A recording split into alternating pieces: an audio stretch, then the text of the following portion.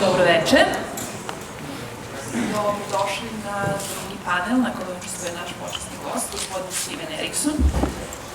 Ja sam Jelena Jokanović, potpredsjednica Savremene. Ovdje imamo inače predstavnika organizacije koji je koorganizator Belgrade, to je društvo fanova naučna fantastika Lazar Komančić, ovo je Bojan Butković, koji je inače i organizator i vođa book kluba u okviru Lazara Komančića, koji, ako ne znate, postoji, jednomesečno pričamo o knjigama koje nam Bojan zada i koji je jako dobro upoznat sa savremenom scenom. Tako da ćemo mi biti sagovornici gospodina Eriksona i pričat ćemo o modernom fantaziju, pa zašto ne o SF-u, trendovima, šta se dešava na sceni i svemu ostalo čega se dotaknemo. A ja ću se preći na engleski, s obzirom da će ceo panel biti vođen na engleskom, naravno zbog našeg gosta. Kad budemo otvorili prostor za pitanja, ukoliko neko slučajno ima problem sa engleskim slovom, postavite pitanje na srpskom i ja ću ga prevesti. Eto tako. So, after the introductions were made, well, there's one introduction left, and that's Mr. Erikson, our guest of honor. We are really, really honored to have him here. Very happy to be here.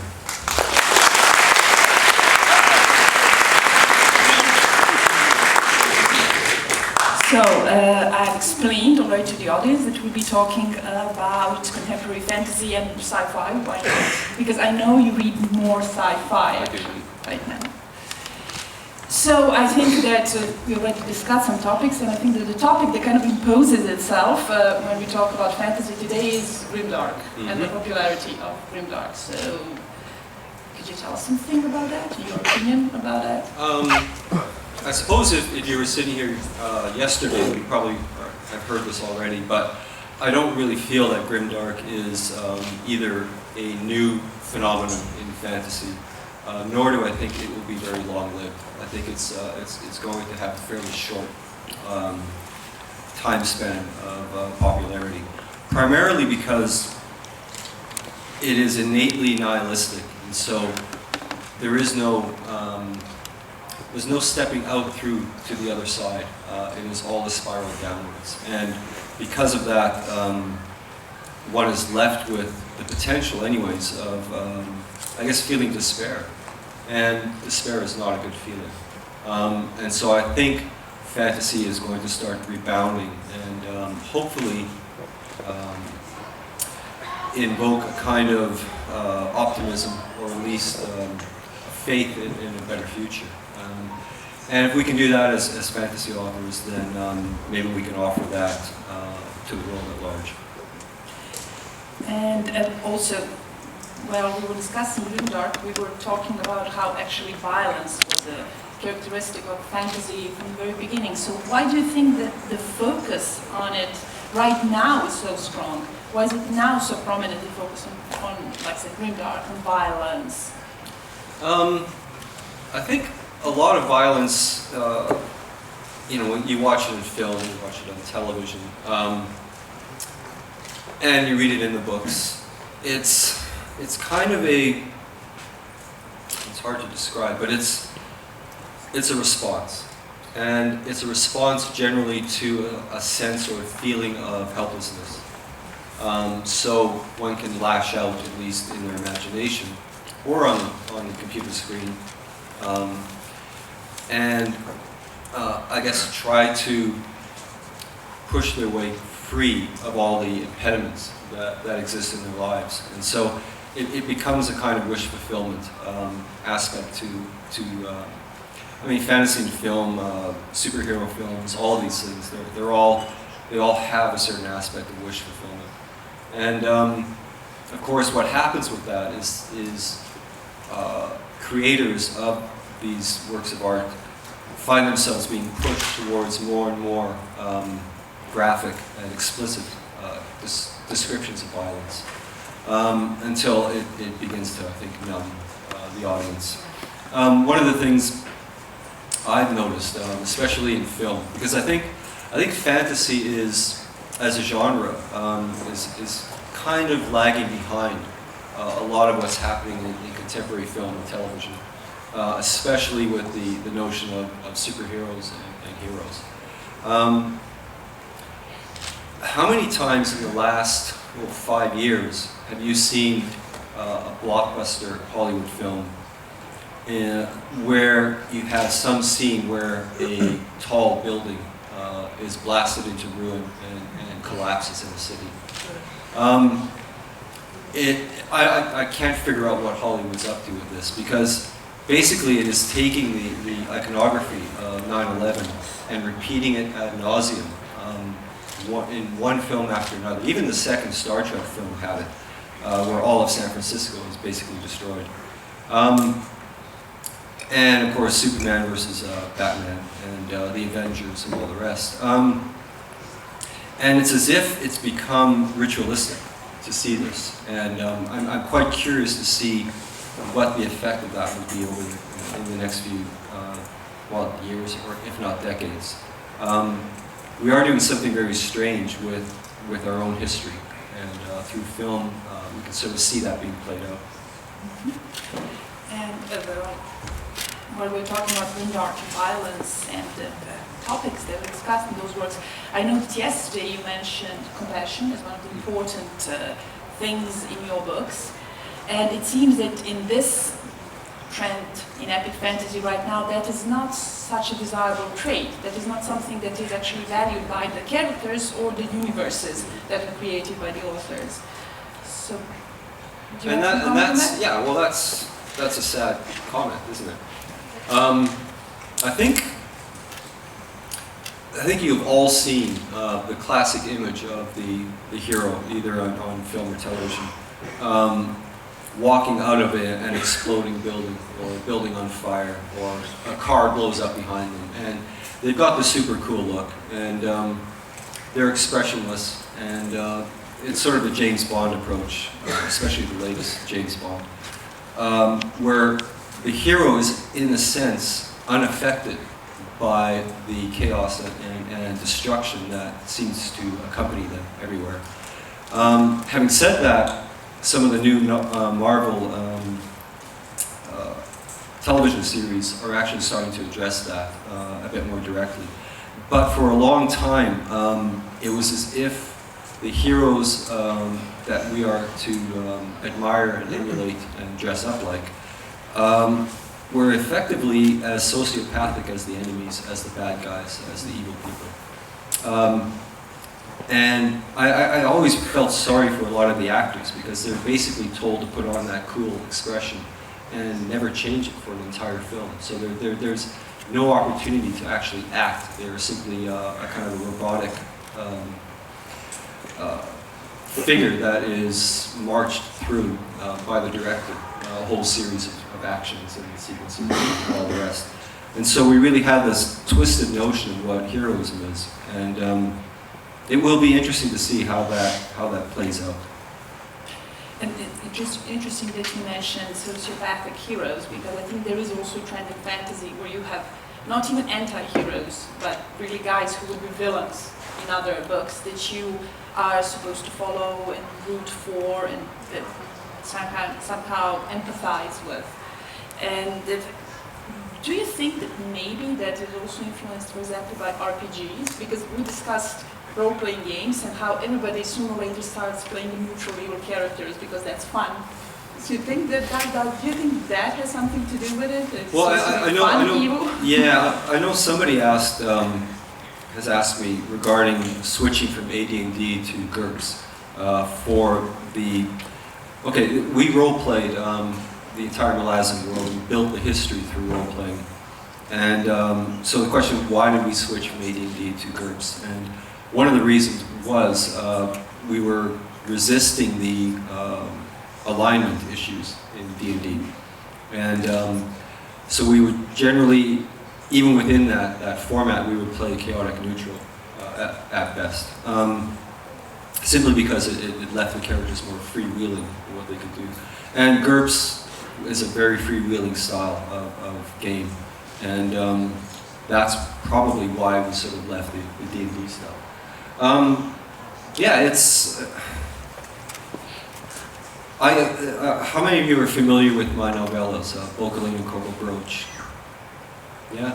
Well, basically, They are set in the same world as the Malazan world. The two main characters, one is a necromancer, and the other one is, well, a conjurer of demons. Well, actually, yeah, that's how it works, okay. And the point of view is from their beleaguered manservant, who thought taking a job as their manservant was a better option than staying home with his wife. But I wrote those as satires, and so I made the two characters just reprehensibly evil, and then made fun of that. So I guess I was thinking in terms of the banality of evil, and through Bocalane and Corporal Broach, I got to play around with that. But at the same time, I think by making fun of evil, you take a lot of its power away, and that's something I was setting out to do with these books. But in terms of sort of your sociopathic heroes, there's really nowhere to go with them, right? Because there's no character development. There's only a succession of experiences for which they seem to have no emotional legacy. And so even, for example, the second Star Trek film and the reboot, so through the actions of Spock, the entire Enterprise is sent down into the atmosphere and crashes through most of San Francisco, presumably killing tens of thousands of people. But by the end of the film, not 10 minutes later, they're smiling on their new ship and taking off. And you're just thinking, I mean, first of all, the original series of Star Trek would never consider that. There has to be a consequence to the actions. And when you have heroes for whom there is really no consequence, I really don't know where that goes in terms of drama or in terms of inviting the audience to experience emotions. My Malazan series, I've often described it as, it's not fantasy with tragic elements, it is tragedy with fantastic elements. And I was very interested in resurrecting tragedy as a cathartic form of literature. Simply because I want my audience to feel, and in order for them to feel, I have to feel first. And just while we were talking about sociopathic characters and anti-heroes and so on, and I was thinking that those sociopathic heroes are also kind of a wish fulfillment fantasy and power trip, so to say. And it seems to me that in current, well, that's my opinion, that in current epic fantasies there are a lot of those power trips. A lot of characters and heroes who just become better and better, or more evil and more evil. Yep. So do you think that, now it sounds stupid, do you think that's a trend, yes or no, but do you have a feeling that that's a thing right now? I mean, of course, epic fantasy always had that wish fulfillment element. Yeah, I think fantasy literature is in conversation with reality, and so it's a kind of a twisted reflection of what's going on in the world today. But it's not isolated. So it's picking up influence from film and television, and it's picking up influences from the news, for that matter. And I think if you have a sense culturally and in terms of your civilization that the authority figures, the figures in power in our world, are basically able to get away with murder, then that really undermines that sense of authority. And at which point it's almost logical or rational to say, well, anything goes if you can get away with it. And so that element of wish fulfillment is very much there for a lot of the heroes in fantasy literature. That being said, I think it's going to change. I think it's probably already changing. I just want to confirm that because, can you hear me? I just wanted to confirm that because you can see in a few later days there is the award season when it comes. The Catherine Ellison with Goblin Emperor, Catherine Ellison with Goblin Emperor, Naomi Novik with Uprooted. Those are fantasies that seem like rebound and answer to the Grim Dark. They're almost completely opposite. Yeah. To the novel. So I think that is happening right now. But what I'm interesting is if fantasy is escapism, which is something of fantasy is often accused, like it's a bad thing. If we are escaping into a nihilistic world, what kind of escapism is that? So what is the role the fantasy can offer to fans and readers in that sense? I never considered, at least the fantasy I was writing, as being escapist in any sense. I very much tied it to the real world in terms of its themes, and a lot of the main sort of issues or topics that I discussed through the fiction are relevant to the times in which the novels were written. So I don't really see escapism, and I was certainly interested in the ambivalence and ambiguity of gray-shaded characters, rather than characters who are, I guess, in terms of the tropes, cliched as all evil or as all good. And you mentioned this escapism, and the thing is that right now in the SF and fantasy fandom and audience, there are like these huge clashes, because I mean we all have seen what happened with the Hugos, and there's this feeling of a group of fans that fantasy is here and SF is here to make us feel good, and we shouldn't introduce any topics from the real world into it that make us feel bad.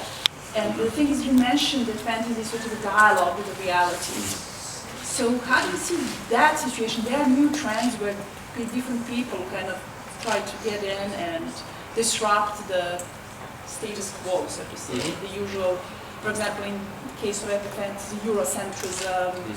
And on the other hand, you have this backlash and reaction from a group of fans who are like, leave us alone, and this is literature, this is fantasy, this is not real life. Yeah, broadly speaking, in terms of a writer's point of view, there are two approaches to fiction. One is embodied by a writer named John Gardner in the United States, who died maybe 30 years ago now, who wrote about something called moral fiction. And his central argument was that fiction has a moral context. And so, as an author, as a writer, you need to take responsibility for your characters and their actions. Which is not to say that all the characters have to be, I don't know, ethically or morally upright. But you have to recognize that you are presenting a kind of vision of the world. And through the choices you make in terms of the story you're telling, it can have a very real effect on a very real audience.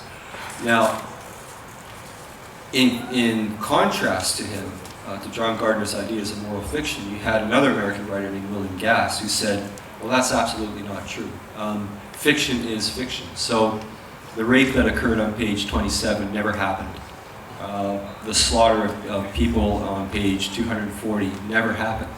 And therefore, there is no moral context in fiction. It is simply entertainment. It's simply there for you to take what you want from it. I think as soon as you write something with the intent of engaging another person, a human being, you have entered into a moral context. There is no escaping it.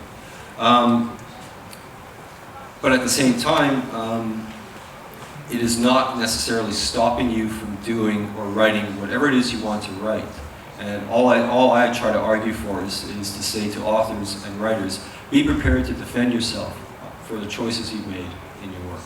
Because especially now, writers, especially in genre, are far more present in front of audiences, in front of their readership, through online presence, through their own sites and websites and blogs and commentaries and all the rest. And so the chances of being called out on the choices you make in your fiction are now much higher than they used to be. There was a time when writers could just, whatever they wrote, take it or leave it, and they would stay very private and very hidden from the public eye. Publishers don't want us to do that anymore. They want us out there doing the PR for them. So because of that, we are even more at risk in terms of the comments we make are open to challenge. And my position is absolutely challenge them. Challenge all of us in our decisions that we as writers make. And let's engage in that dialogue. Because, yeah, a lot of, especially the secondary world building, a lot of assumptions can be carried across from our world into the fictional world. So, in as much as people may say, it's just fiction, just entertainment, if every single secondary fantasy world you create as a writer is a patriarchy, you're actually implying that there's a kind of natural law that says all human societies have to sort of shake down to a patriarchal structure, which of course is nonsense. But if you've not thought about it and you're carrying that assumption across into your fantasy world, you are fair game to be challenged on. So we just agree on everything. So maybe I'll leave. Maybe I'll let Juan ask a question now. No, I wanted to go to something completely different. Completely. Okay, then maybe I can work on this a bit more. It's interesting to know that, especially now in science fiction, there are a lot, like I said, a lot of trends, things moving forward, and novels and novellas and stories that challenge all the assumptions regarding gender, regarding. We've talked about Anne Mikey and the Ancillary Trilogy, for example. And it seems to me that in fantasy, things are lagging a bit behind. Do you think that fantasy usually lags behind science fiction? Or is it just a thing that people still think of fantasy, epic fantasy, as something that's set in a European pseudo-feudal or pseudo-medieval society? Well, I think there's a bit of both, but I think it is starting to expand. But you have to realize also that a lot of fantasy is geared towards the largest block of potential audience that's out there, which is the United States. And so it almost, I guess, implicitly has a kind of dominant Eurocentric sensibility to it. And so, you know, American, Canadians, people in the New World, at least in the north part, when they try to think of a medieval setting, they think England, right? And of course that is a very pale-skinned island. So, especially in medieval times. And so there is a kind of a cultural bias that's always there. And I think one of the things that is now being challenged is that kind of Eurocentrism. And we're seeing more of it. We're seeing some really cool stuff. N.K. Jemisin, Nalo Hopkinson. A lot of very interesting fantasy writers are starting to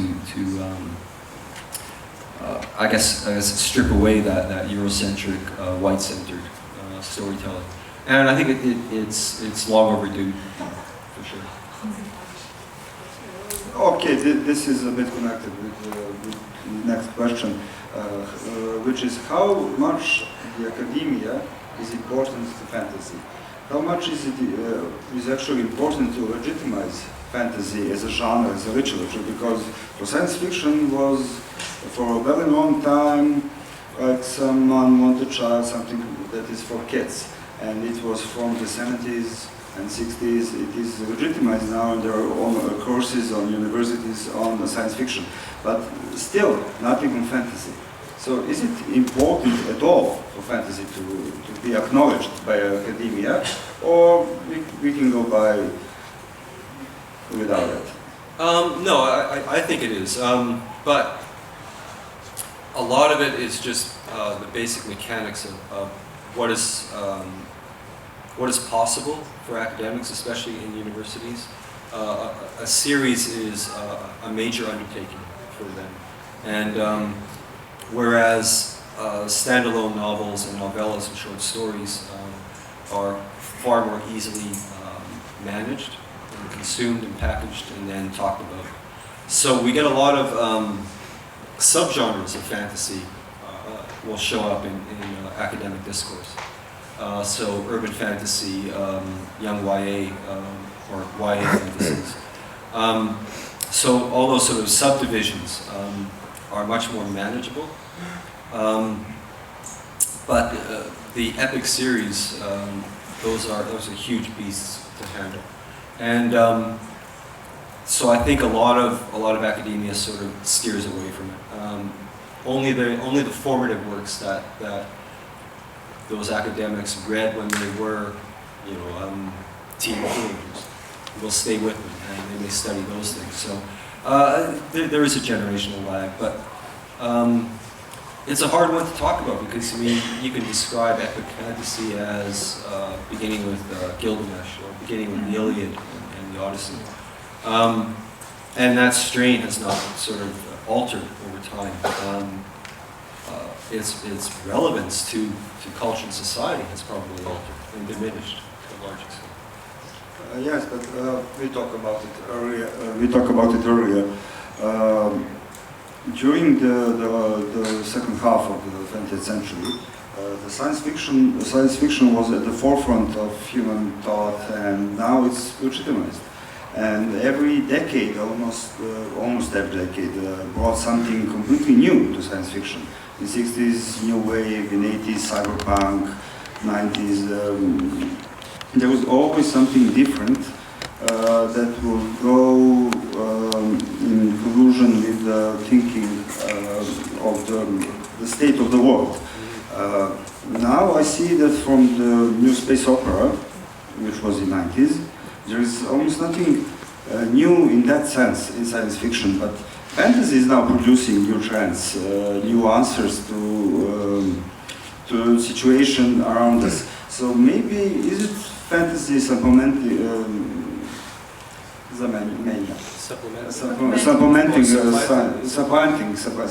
supplanting science fiction in our minds or in our culture, or maybe it's more popular, it's always more popular.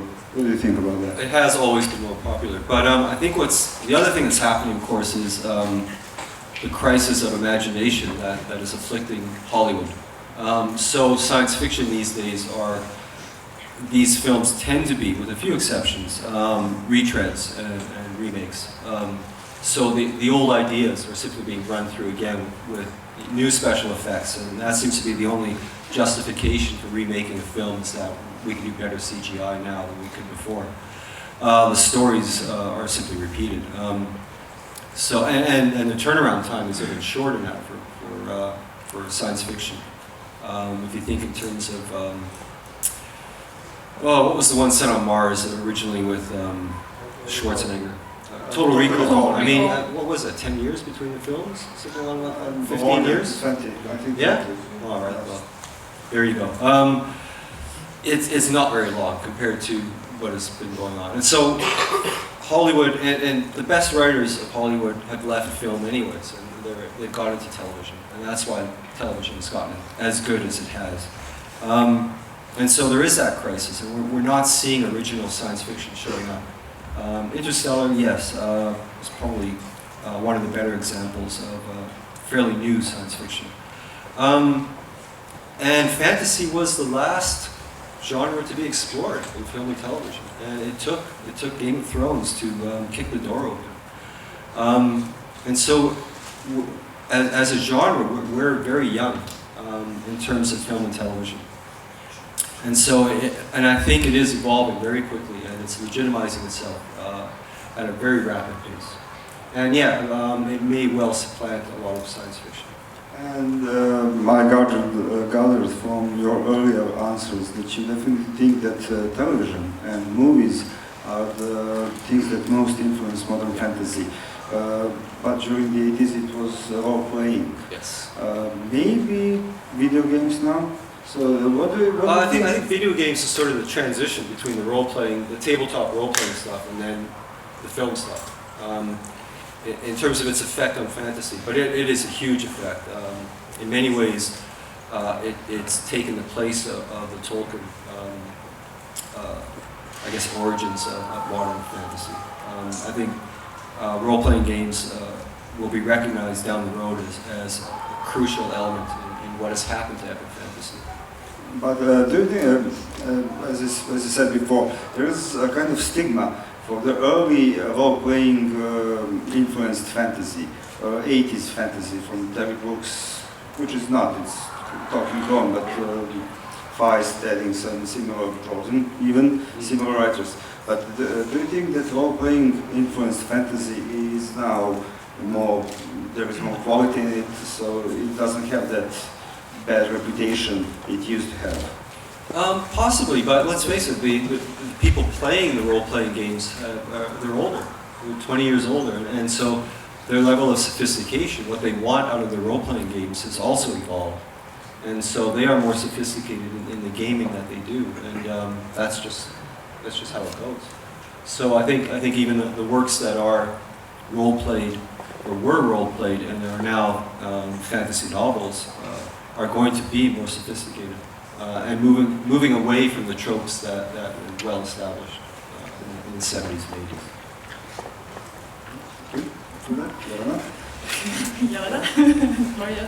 Now, since we discussed RPG, we always go back to RPGs. I mean, we all role play, so it's something that I think we come back to. And what RPGs bring to my mind is world building, because you said that Malazan actually has its roots in the RPG sessions that you did with another person, right? So, when we look at world building in current fantasy, do you think it plays a very important role? Because for a while in fantasy, the world building was there to kind of help the character to level up. And magic was there because he needed to have magic to be able to do something. And for example, in your books, you have a very strong feeling of a world, that there is very firm foundations so that what's happening. I mean, the world is the main, the world almost seems the main character, to me at least, that's my feeling. So do you think that the world building is important for the current epic fantasy or even science fiction writers? Yeah, and again, it comes back to what you want to change or take from this world into that world building, into that secondary world. And what are the rules that govern that world, and how are they different from our rules of physics and culture, for that matter. And then through that contrast between that secondary world you've created and the world of your audience, which is out here in the real world, you can then comment on the real world, and so it becomes a vehicle. Fantasy is the only genre that you can take a metaphor and make it real. And once you sort of realize that as a writer, it's very liberating. It does a better, or yes, better argument. Well, you know what, I'll tell you right now, I'm writing a mimetic. You know what mimetic is? A real world novel. Okay, so it's set in the real world. It's a science fiction novel. And it suddenly struck me, I was about, 300 pages in, that it is so much easier to write. And I came out of the creative writing programs at the University of Victoria, an undergraduate program, and then the Iowa Writers Workshop, which is a very prestigious American writing workshop for my master's degree. In both cases, I was writing contemporary mimetic fiction, quote, literary fiction. And I can sit now, all these years later, and say that that stuff was easy compared to fantasy. And the main reason is, when you've got a secondary world, okay, I'll step back. When you're writing in the real world, if I mention New York, if I mention Paris, if I mention a car, a street, if I mention a cell phone, you all know what I'm talking about, right? In a fantasy world, a secondary world that you've built from scratch, you have to convey all those aspects that we would take for granted because they are reinvented in that other world. And so, not only are you doing characterization and driving plot and description and action and setting, you are also educating the audience, the reader, in the unique aspects of that new world that you've created. So it is twice as hard as literary contemporary fiction. Take it from me, it's just, there's no comparison. And what makes it frustrating is then, you know, I'm in Canada and there's a thing called Can Lit, which is all this sort of stuffy contemporary fiction writers in Canada who look down their noses at genre. And I don't want to kick their butts. I mean, it really pisses me off because they haven't a clue. If they want really tough writing, write a fantasy novel. You're just reminding me of an anecdote that a journalist talked to Ginger Rogers like 50 years ago, and she said, I did everything Fred Astaire did, only backwards and in high heels. So is this epic fantasy and fantasy Ginger Rogers literature? It is. It's very hard. And it's strange because a lot of people who comment on it, I saw a recent article in, was it the New Yorker, I think it was? It was another writer, an American writer, who basically was actually proud of the fact that he had never read any science fiction. You know, you're thinking, really? Really? That's something to be proud of. And so they have expectations. They've built up a series of sort of assumptions about the genre without ever having either explored it as a reader and certainly never having tested it as a writer. So what do you think the writers, the fans, the whole science fiction and fantasy community should do to eliminate those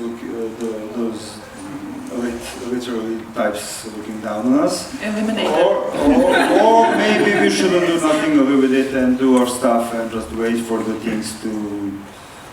Well, I have a theory on that. I think one of the cornerstones or the foundations of somebody having what you could call a snotty attitude is the fact that they take themselves too seriously. So if you really want to cut them down, you ridicule them. Yeah, but who are...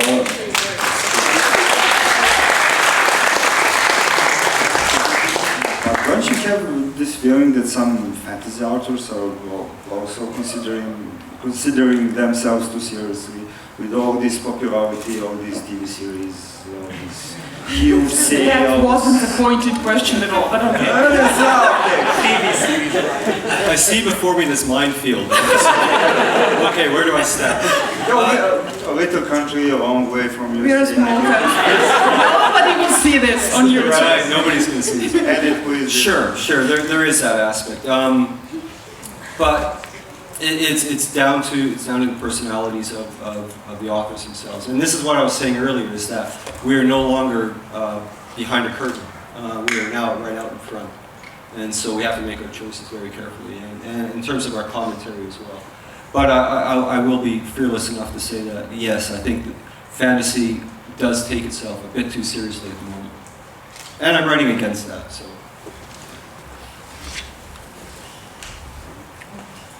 Do you have a question? I thought you had a Nothing question. anymore. Maybe we could open The floor for the audience. Maybe for a few questions. For a few questions, and then we can see where that takes us. Okay, let's go from... We'll go from this part, and then Bojan will ask somebody from this part. Okay, the dashing The dashing gentleman in the second row that we don't know. There. Evo, izvolite. Jedini gospodin u bučnom delu. Thank you. So, I was wondering, you described your works as tragedy with fantastic elements. One could also say that, for instance, Tolkien's Lord of the Rings trilogy is an epic adventure with fantastic elements.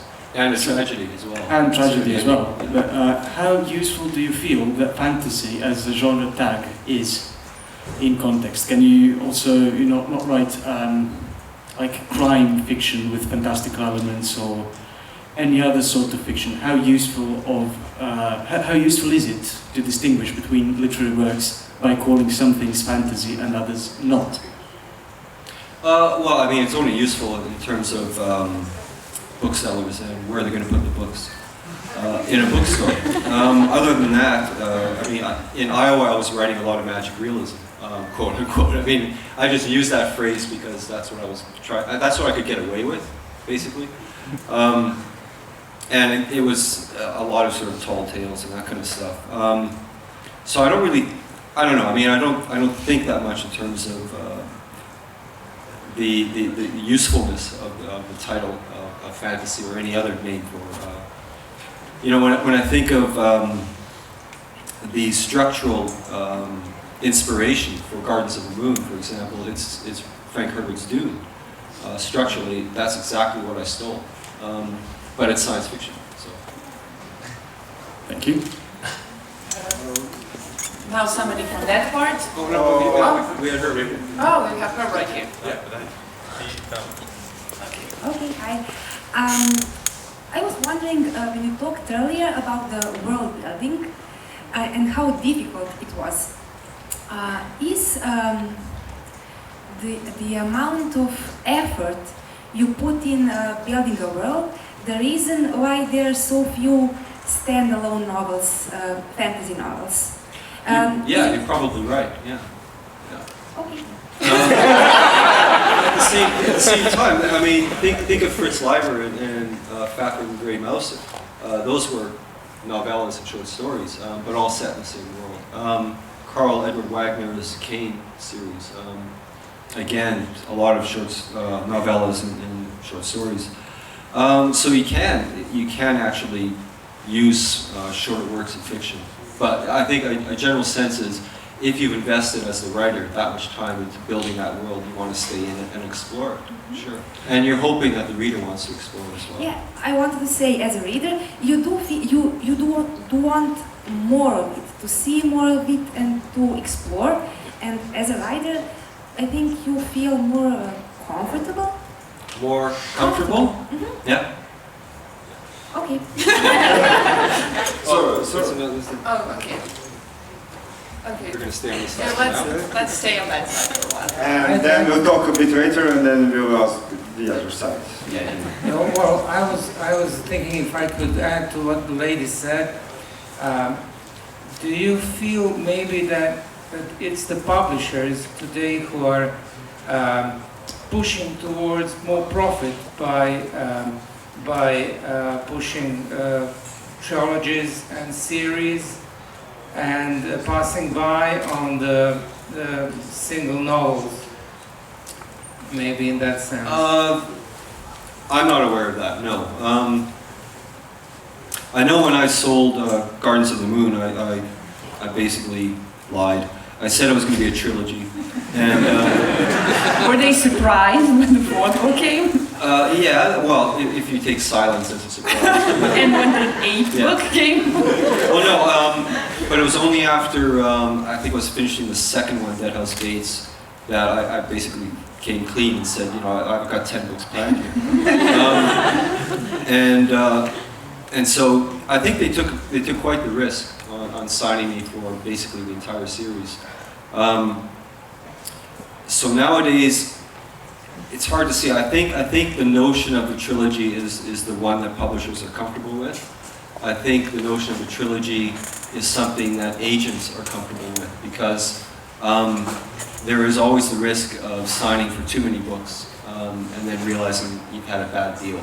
And agents like three books will sort of establish you as a beginning writer, and then their next deal, of course, you're going to earn a lot more money. So there are economic forces at work as well. But standalone novels, if it does really well, I guarantee you that both your agent and your editor and your publisher will all be there saying, write the sequel. Sure.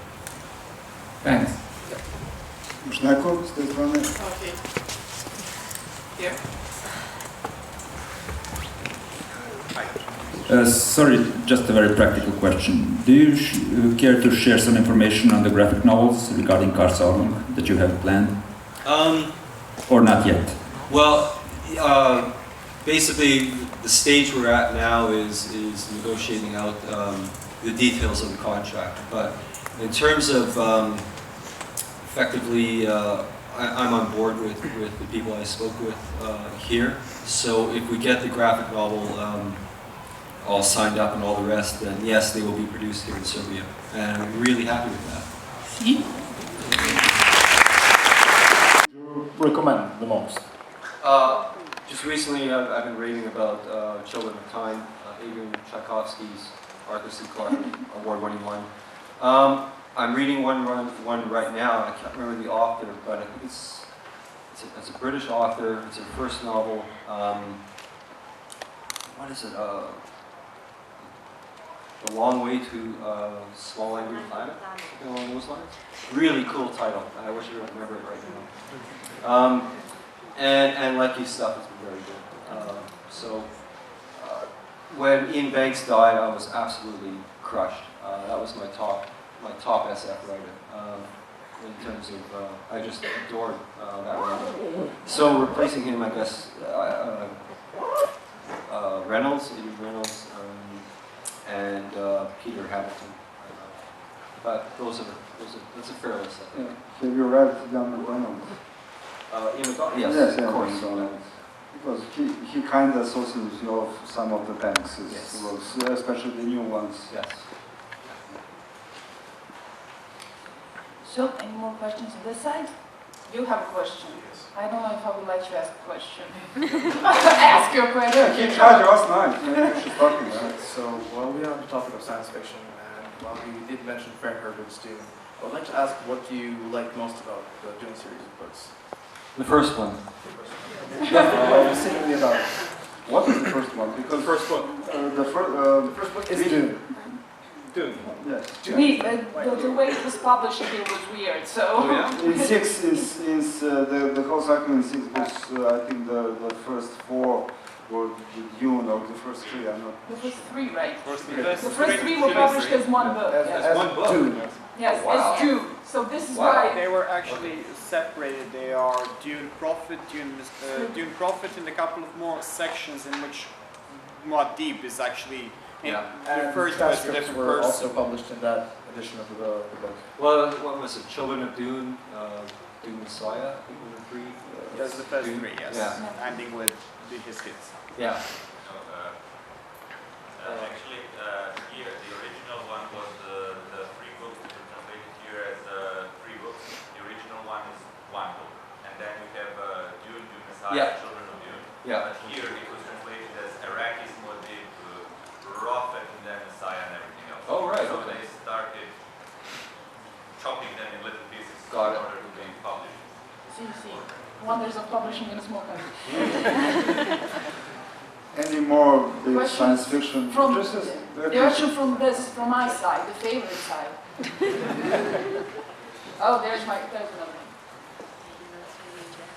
So, you write very memorable characters, heroes going from the bridge burners and so on up to the larger-than-life characters like Anomangaris, Drake and so on. But there's also very memorable characters which are just appear very briefly, like the guard with the weak harp in All the Hounds, or a circle breaker in Guardians of the Moon. My question would be, how do you go about writing about them? So, do they just appear spontaneously in the flow of the writing of the book? Sometimes, yeah. Here's a confession. I don't know how to write a novel. I learned to write short stories. And so all of the craft that I basically was taught by some very top short story writers is all I really knew. And so when I sat down to write the novels, I simply wrote, through 10 novels, the world's longest short story. It's 3 million words. And so that is why I'm finding now people are saying the rereadability of the series is very high, because with a short story, you have to pack a lot into every sentence. It needs to have a multiple purpose. And I wrote my entire novels that way. And that's why it can feel like very dense reading, because there's nothing accidental going on. There's no sort of, you probably won't get the reference, but there's no 5 or 6 pages describing a woman's clothing and her. Those were the good times when writers were paid by words. Okay, now we mentioned Dune. I think it's important for writers, and readers also, but for writers, to know the history of a genre, to know the capital works of the bygone eras, the 20th century, so they can maybe have a dialogue with them, dialogue with the contemporary fantasy, and also for readers to know, to have some context in which modern fantasy is happening. Well, I mean, the dialogue is definitely a useful aspect, but the greatest reward for reading earlier works is what you can steal from them. Because there are things that are going to inspire you and send your imagination sort of riffing off of something else that's been discussed or explored.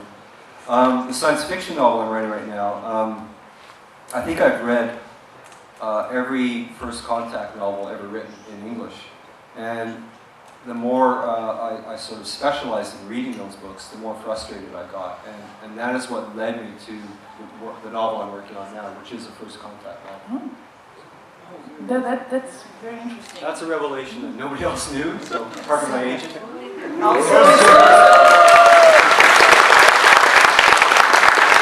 So actually we will give a chance to audience there to pose questions, but now when you started talking about that novel, and what did exactly frustrate you about First Contact novels? Was it the nature of aliens or inability of writers to portray aliens as really aliens? No, not at all.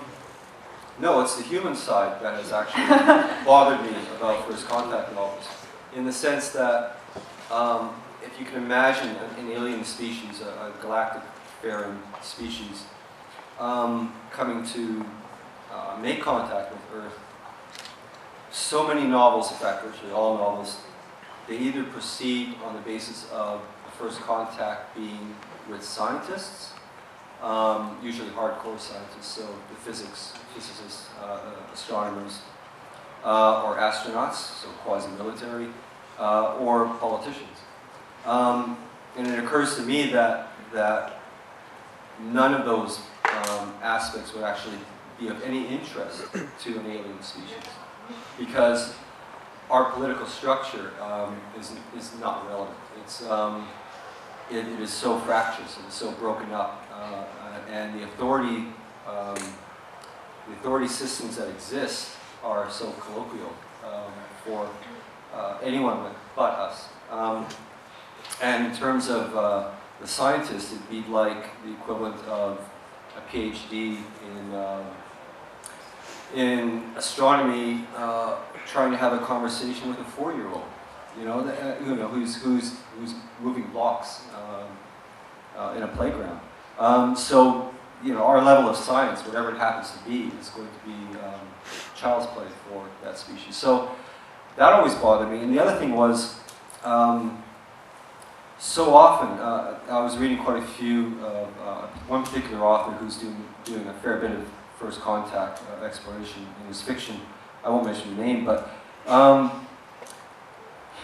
invariably the President of the United States is a major character, or is a character, and invariably they say something along the lines of, well, I wish this would all go away. I wish this was not happening on my watch. And it always struck me as just the most parochial style thinking whatsoever. And so I wanted to write against that, and in order to do so I had to think of a new value system. What would the alien value system be? And it occurred to me that in a post-scarcity galaxy, the only thing of value would be art. And so that's the angle I'm taking. So there you go, people, exclusive. Yeah.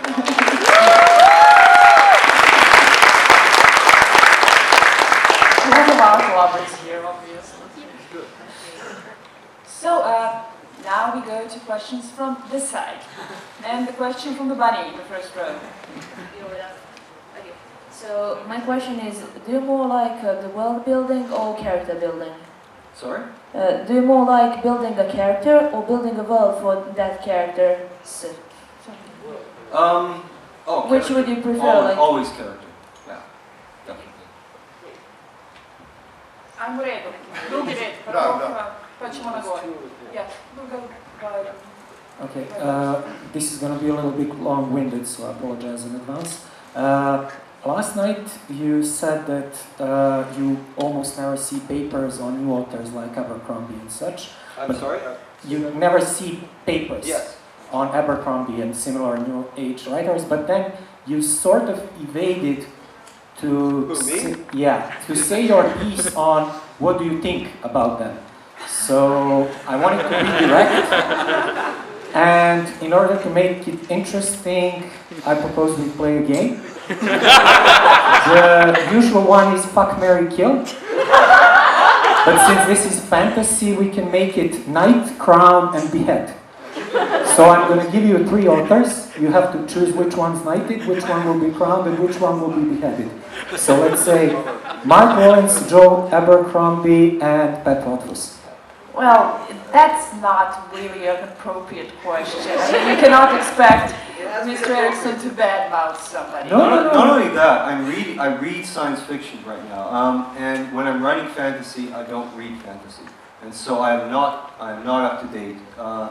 The latest book I've read is The Trade of Belgrade Comic Con, and it was recommended to me, and it was a fantastic read. It's great. But that's the only fantasy I've read in about 5 or 6 years. Very nice thought. And we won't play this game with science fiction authors, so... So no, we won't be beheading science fiction authors. We love science fiction authors. And yes, Trade of Belgrade Comic Con is a great book, and the second one should be coming out soon, I hope so. So that's a recommendation from Mr. Eriksson and for the Lordy. The gentleman in the second row as well, I think. Hello.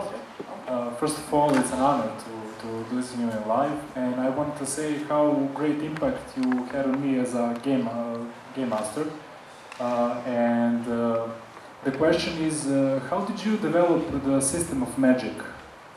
It was really a huge impact for me when I read first time Gardens of the Moon.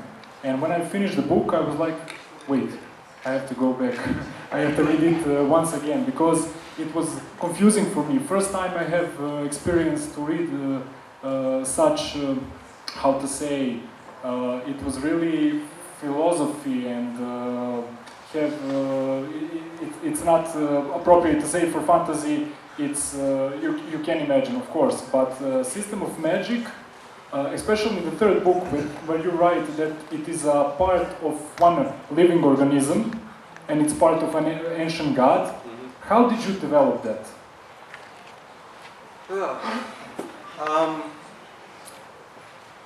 We created a magic system that was an adaptation of what the GURPS system was doing.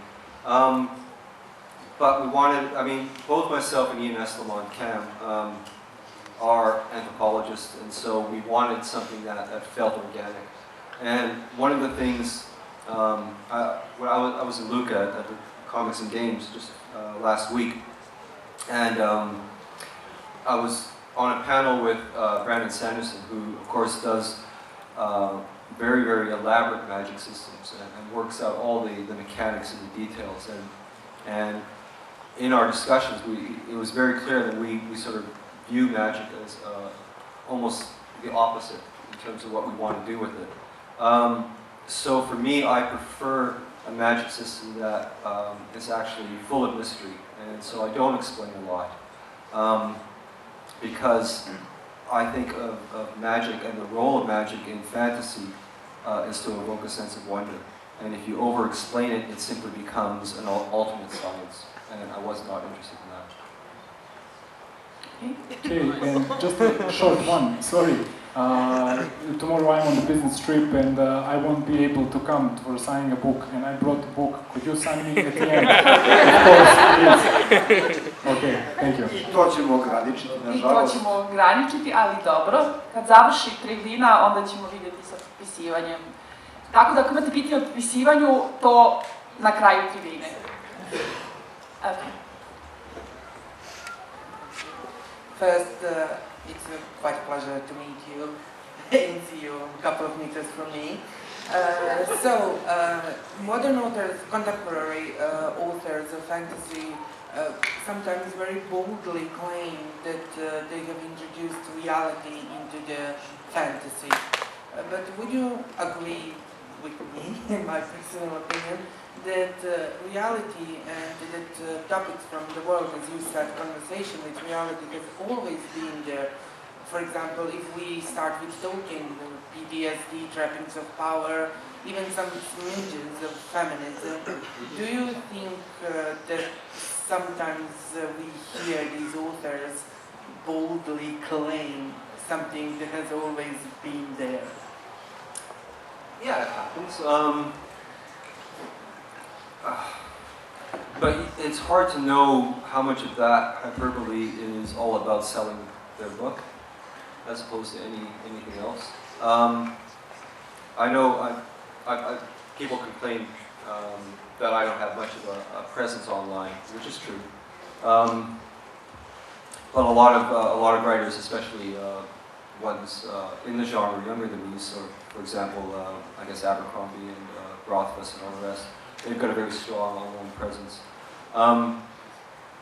And so quite often, occasionally on my Facebook feed or whatever, some article will pop in and it'll talk about how, I don't know, how Rothfuss has changed fantasy or how Abercrombie has changed fantasy. And so I look at that and I think, well, actually, no, I got there first in some of those things, but nobody's really noticed.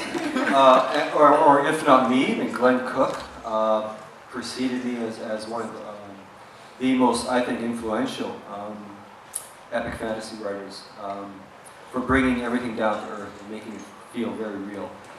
But you see, and those claims are not, it's not Joe's fault and it's not Patrick's fault.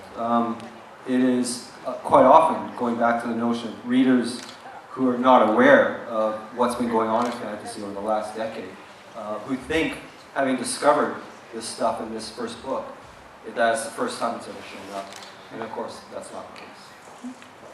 Just to build on what you said, do you think that there's this general notion, idea among those who haven't read much older fantasy, that when you say epic fantasy, it's like unicorns and rainbows, and when you read something like Abercrombie or Rothfuss, you go, okay, this is real, and the epic fantasy is like elves and singing, and because people usually just think to Tolkien, even though Tolkien does have a strong dialogue with reality, like PTSD and war, and people usually have this idea of it being all flowers and prettiness, and tell me if I'm not speaking into the mic. So the answer is yes. Yes, absolutely. Oh no.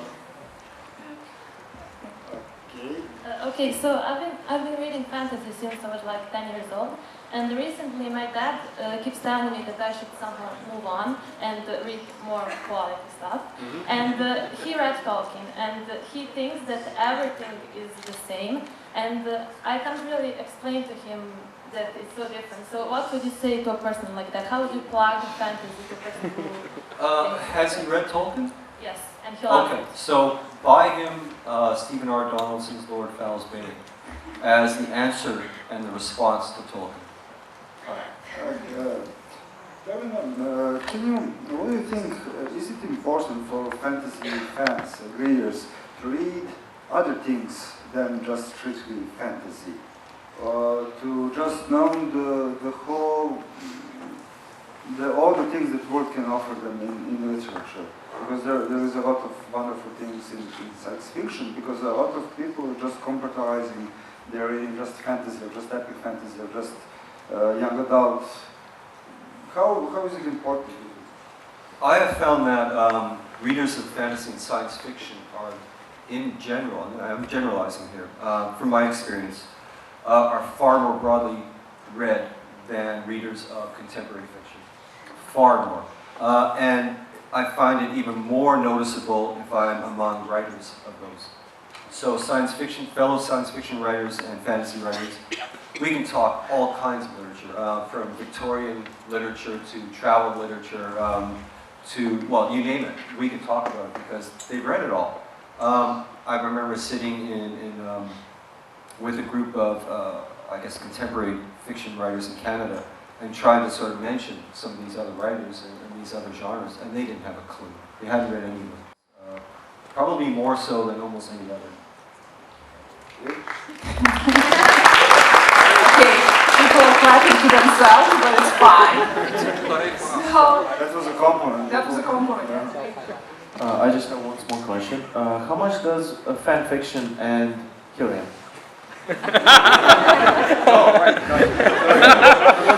Sorry. How much does fan fiction and I don't know, assuming of the fans and guessing about the story plot and something else affects writers nowadays, and how much did it affect them before? And how much does it affect you and other writers? Because you said you have a strong online presence. Yeah, I'm not sure how it affects other writers. I know I was getting some, I think I mentioned this yesterday, I was getting some responses after my first 3 books, basically a criticism that I couldn't stay with a single character any length of time. And I remember getting pissed off at that, and so that's what altered the 4th book. And the entire first section of that 4th book is a single point of view. So occasionally it can get under your skin, and it can change what you're planning. But I think that turned out to be a positive thing for that book. It's very funny that in response to the criticisms, you created the most divisive character. Yeah, but it stayed with them. Stayed with them. Yes. Yeah. Hello? Here. Yes, please raise your hand. So I'm here. All right. I would like to ask a question about politics. One of the authors I like very much is Ursula Le Guin. And I must admit, I somehow miss the political and social consciousness that was during the 60s.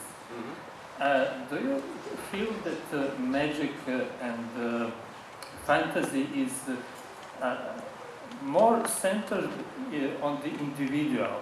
It somehow seems that no social context existed, no political development, that society is not the actor on its own, but it is somehow the combination of unrelated individuals who have some abilities to do something to change society. Have you read my books? Yes, no? No. Oh, right. Okay, well. I mean general fantasy. Well, I can only speak for myself in terms of what interested me, and as a writer, for me, it was always cultures in contact with each other. So that whole aspect of dominant culture versus a recessive or submissive culture or weaker culture is what drives all of history and drives the human condition. And so that has always been a huge element of what I'm writing. As for other people, I think a lot of writers are maybe actively avoiding the political side of things. Science fiction is a bit more upfront in its political meanings. Fantasy tends to default back to class system and an aristocracy, and that's a pretty stultified system. So. Book at least, and if the events will take place after the cripple god, like a timeline. Sure. Let's see, what have I got to do? I've got the 3rd Willful Child novel, which is a Star Trek spoof, which I'll be writing in the spring. So, first of all, I'm finishing the First Contact novel, I hope by the end of February. And then I'm off to a conference in March, and then in spring I'll write the 3rd Willful Child novel, The Search for Spark. And then once that one's done, I'll start on the 3rd Carcanus to complete that trilogy, Walk in Shadow. And then once that's done, I do have to intersperse 3 novellas, Vocalene Corporal Broach novellas, somewhere in there. And then I'll turn to the Carson trilogy. And I'm thinking right now that the Carson trilogy will pick up between 15 and 30 years after The Crippled God. Okay, thanks. And hopefully you won't write it in 15 or 20 years. You seem to have a very packed schedule. I do. Hello. I'm going to be kind of cliche and short. What was your biggest inspiration for? Louder, please. What was your biggest inspiration for writing sci-fi? For writing? What got you in it? What got me into writing? Yeah, what got you into writing? Actually, I thought I was going to be a comic book illustrator. I was an illustrator before I was doing anything else. But this was back in a time when you didn't have Wacom tablets, and you basically, to do a single frame by yourself and do all the coloring and all the rest, all the inking and everything. For me, as an 18 or 19-year-old in Winnipeg, it was an onerous task. But what I was finding was my illustrating had an implicit narrative in it. And eventually I dropped the illustrating and just stayed with the narrative. But I think Donaldson's first 3 books, let's see, the first one came out in '77, I think it is. That was very formative for me. But prior to that, I'd read all the Howard stuff and Burroughs and Asimov and all kinds of things. So, but I never really believed that I was ever going to be a writer. And so in university, the first few years, a friend and I ended up hijacking the faculty at the university's its newsletter, and we just started writing. And we actually locked the office door and didn't let anybody talk to us. It was good fun.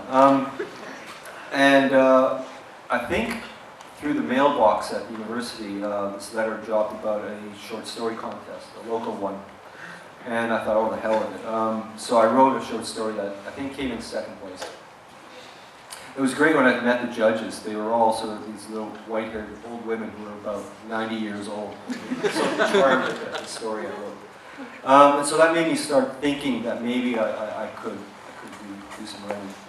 And then I was very lucky in my first master's year in archaeology at the University of Manitoba to have some spare time for a creative writing course.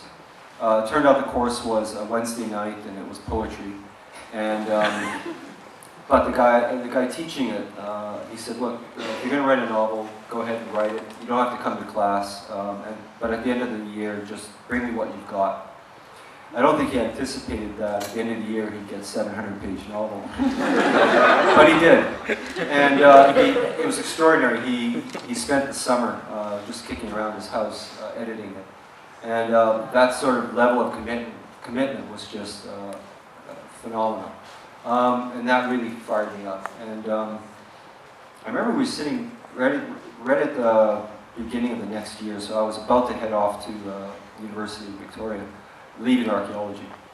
And he looked across at me, we were drinking beers at his place, and he just said, you know, I can see you as a science fiction author. And I thought, yeah, right, whatever. So turns out he was right. And so there it started. But it was very much Donaldson, and basically Lord Fowle's Bane for me was the novel that dragged epic fantasy into adulthood. Because Tolkien, yes, as an adult you can read it, but at the same time you could still read it when you were 10 years old, or 9 years old, or whatever. Donaldson's stuff I would not hand over to a 10-year-old.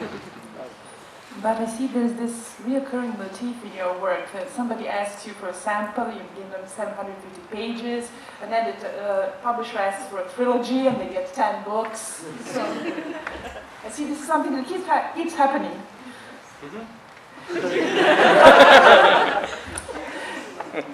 Let's go on. Do you like the covers of your books? How do you? Well, there's lots of different covers.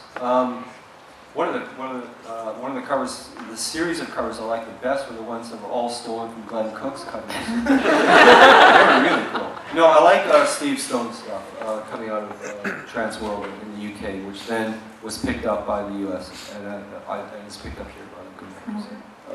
You never wanted to do your own illustrations. Yeah, you were an illustrator. Because of your origin story. I could have. I suppose, but no publisher would allow that. Just some input or something, no? I'm not neogaming. So, are there any other questions? I think I saw. Okay. Well, thank you. You certainly brought up many interesting issues, and it's a food for thought. So I have many questions, but this one will be about postmodernism, because you frequently evoke postmodernism when you speak about your work. So I was wondering, I mean, here at least we see that there is a certain, let's say, problem with postmodern theories or postmodernism as an orientation within academia. We can say almost a backlash against postmodernism. So what would you say, what is the attitude of contemporary epic fantasy as a genre towards postmodernism today? A blank look. There's one scholar that I argue with over my own works, because I call him postmodern and he calls him post-structural. Generally, though, I don't think there's, and it actually ties into that element of fantasy, epic fantasy, taking itself too seriously. I don't think you can effectively apply a postmodern approach to writing an epic fantasy novel if you do take yourself too seriously. Because what the postmodern approach is doing is turning around and facing the structural tropes of whatever genre you're in, and commenting on them, and at times subverting them. So you need a sense of humor in order to do that, because you have to set up the pratfalls. If you recall in Gardens of the Moon, the character Crocus believes he's the one to save Chalice towards the end of the novel, and he fails utterly, and so she goes off with somebody else, and so that kind of thing is. What's that? Spoilers. Well, I suppose. I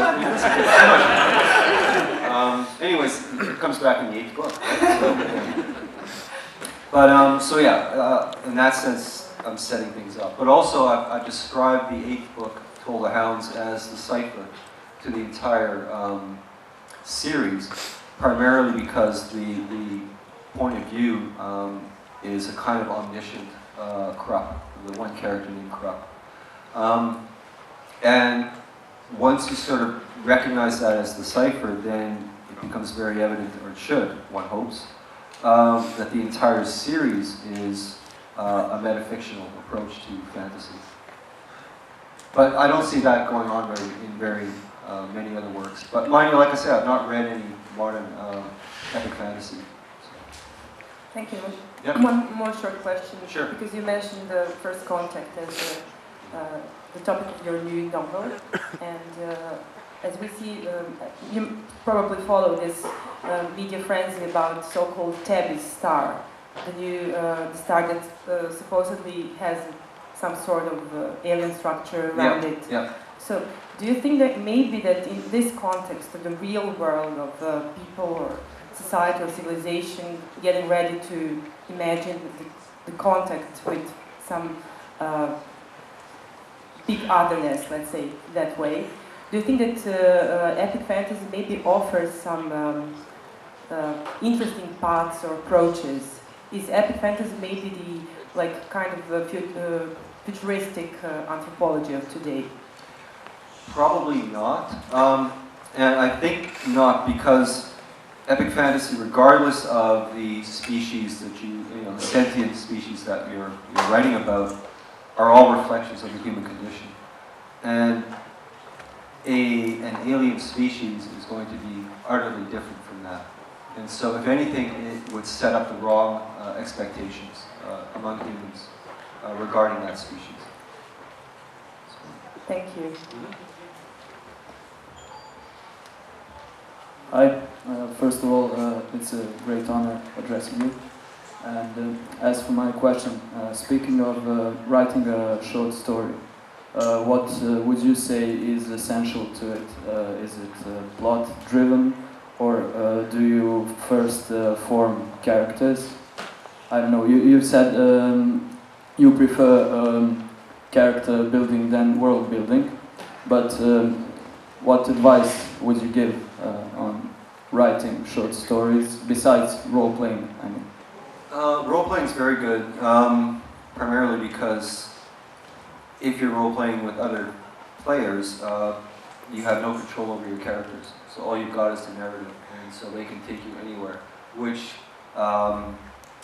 teaches you as a writer some level of humility regarding those characters and humbleness, which I think is a good thing.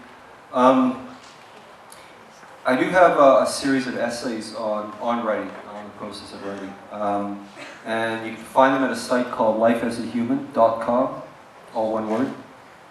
Stivenom Eriskonom, I think it's under archives. Mostly the advice I give regarding any kind of writing, any kind of fiction, is to finish what you start, because that is the hardest part. Quite often, in great enthusiasm, you create a story or a series or a setting, and you're running with the character, and it's all looking really good, it's exciting, etc. And then it starts slowing down, the actual writing process. It starts turning into a grind. And what's happening, of course, is with each sentence you write, you're narrowing your options in terms of that story. Now, the reason why I say at that point, many authors, beginning authors, will feel as if their enthusiasm is palled, has left them. And they will then start the next project, and they'll get all excited about the beginning of it, and they'll write their way 10, 15 pages in, and then it starts slowing down and turning into a grind again. Well, those slowing down points in that writing process are the only places you're going to learn as a writer. Because everything you've written up to that point, you know how to do. But pushing through that moment is what you want to do as a writer. And once you've done that, that is where all, it's like doing weights, right? If you're in a weights room or whatever, and you're in shape, and you know, so you can do your 20 reps, but the next 5 are the ones that kill you, right? Well, it's the same thing in writing. You got to get to those next 5. Okay. Thank you.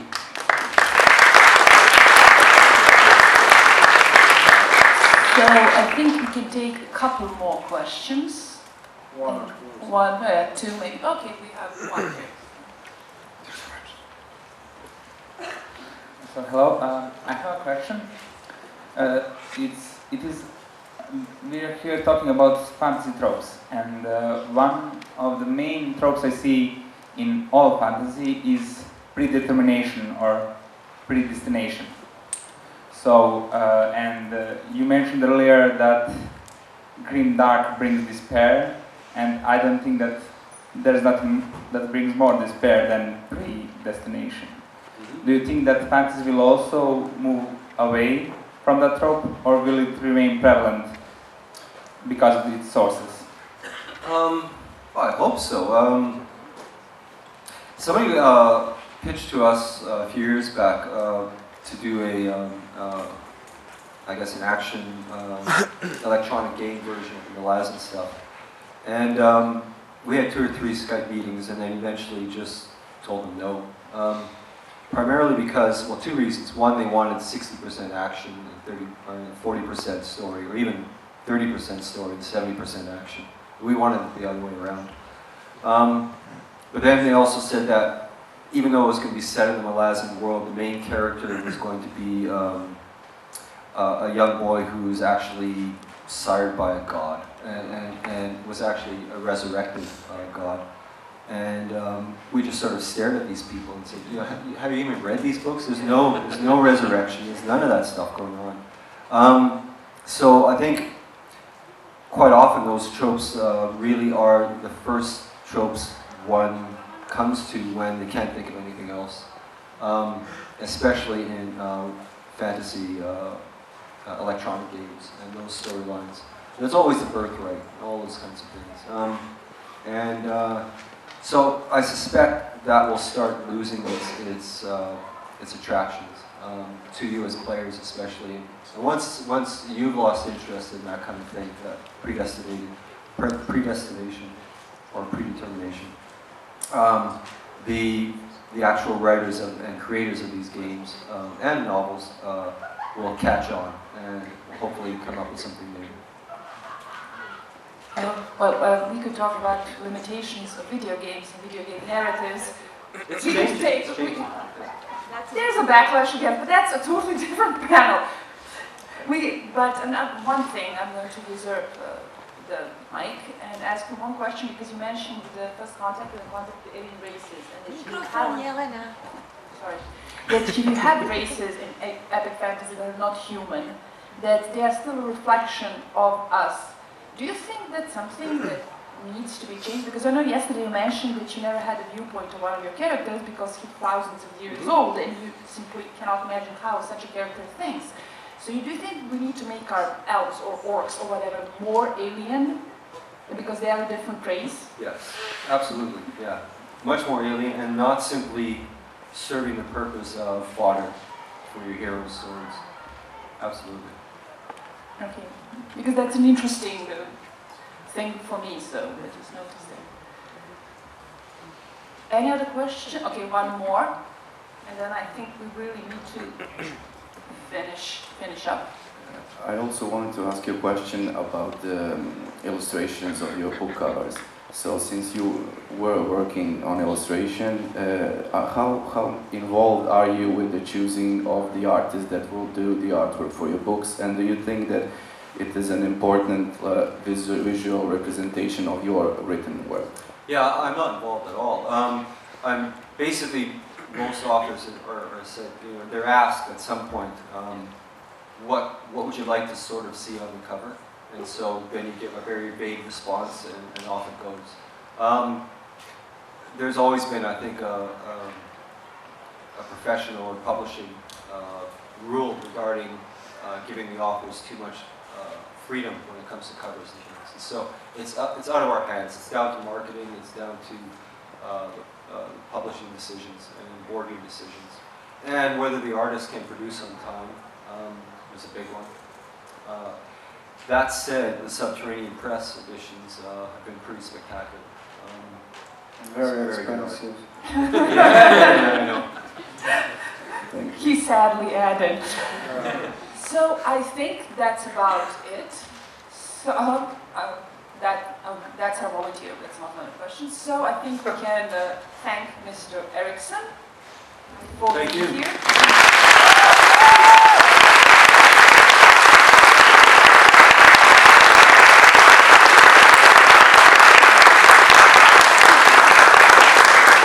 And of course, Mr. Eriksson will be signing his books tomorrow from 3 p.m. So please come. Bring 2 books per person. We are limiting for now. At maximum. At maximum. You don't have to bring 2 books.